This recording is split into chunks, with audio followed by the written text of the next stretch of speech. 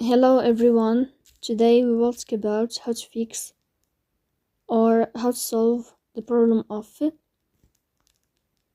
freezing on the application of DeepSeek. We click on settings.